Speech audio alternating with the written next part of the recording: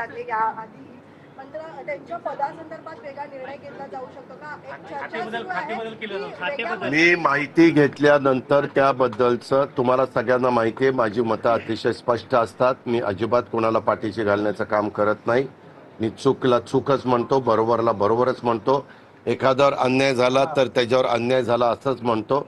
याबद्दल तुम्ही सगळी काही माहिती द्यायचं काम केलेलं आहे.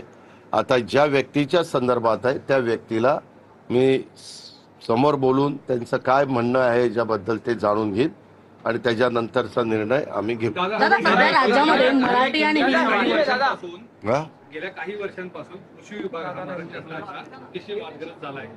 अनेक म्हणजे धनंजय मुंडेंना राजीनामा द्यावा लागला तो काही कृषी विभागाचे आरोप होते. आता कोकाटे अडचणीत आलेले आहेत. नाही, एक मिनिट. कृषी विभागाच्या मुळे धनंजय मुंडेंना राजीनामा द्यावा लागला नाही. तुम्ही उगीच कुठलं काहीतरी जोडू नका. तुम्हालाही माहिती आहे की तिथं कशामुळं त्यांनी त्याच्यामध्ये राजीनामा दिला. पण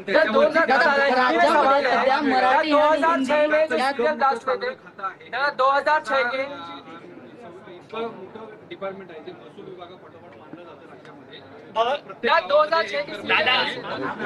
एकेकाला विचारतो कुठली पद्धत झाली तुमची, तर पहिलं मराठी इथं चालतं.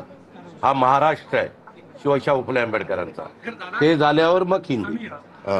दादा सध्या राज्यामध्ये सॉरी असं आहे तर या संदर्भात कृषी क्षेत्राचं काही ड्राफ्टिंग चेंज करणार आहात का?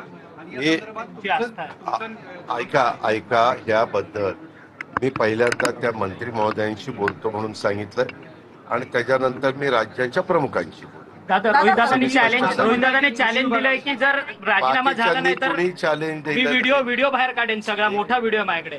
हो का? विरोधकांचं कामच आहे. एकदा ज्यांच्याकडे जे व्हिडिओ आहेत, पेन ड्राईव्ह आहेत, हे दम द्यायचं बंद करा. हे एकदा सगळे बाहेरच येऊ द्या.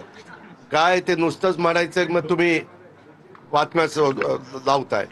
कुणाकडं काय पेन ड्राईव्ह आहेत, कुणाकडं काय व्हिडिओ आहेत, कुणाकडं आणखीन काय माहिती आहे, कुणाला हनी ट्रॅपच्या बद्दलची काय माहिती आहे, ती सगळी एकदा बाहेर येऊ द्या.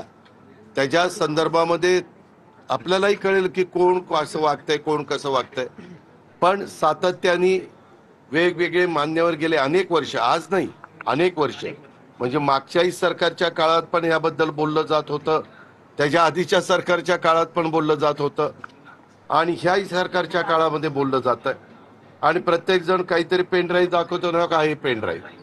अरे तो दाखवा तरी आणि एकदा कळू द्या, लोकांनाही कळू द्या आणि काय तो सत्य लोकांच्या समोर येईल. त्याच्यात काय होतं, सगळेच जण संशयाच्या भोवऱ्यामध्ये राहतात. बरं, बातम्या तुम्हाला जशा मिळतात तशा तुम्ही देता.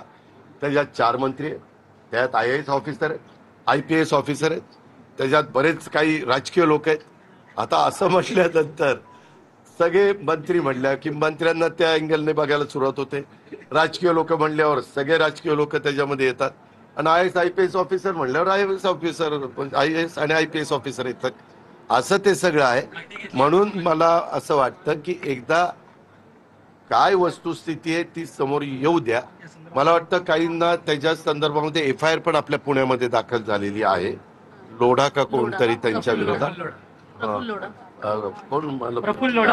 तर ते त्यांच्या संदर्भात पोलीस यंत्रणा त्यांच्या पद्धतीनं हे करेल.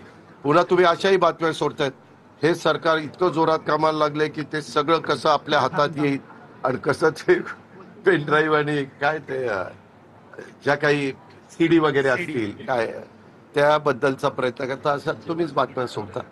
पण म्हणून मी म्हणलं की प्रत्येक जणाचं संशयाच्या भोवऱ्यात उभं करण्याचं काम करतायत. खरोखरीच कुणाकडे काही पुरावे असतील तर जरूर त्यांनी द्यावेत आणि त्याची चौकशी रीतसर केली जाईल.